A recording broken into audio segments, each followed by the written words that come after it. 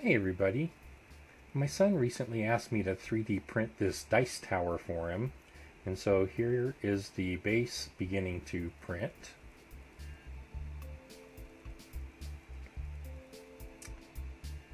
Here it is printed.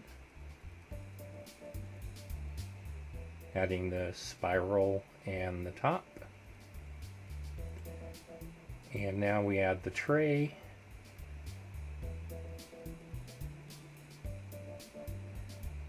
And finally, the tower.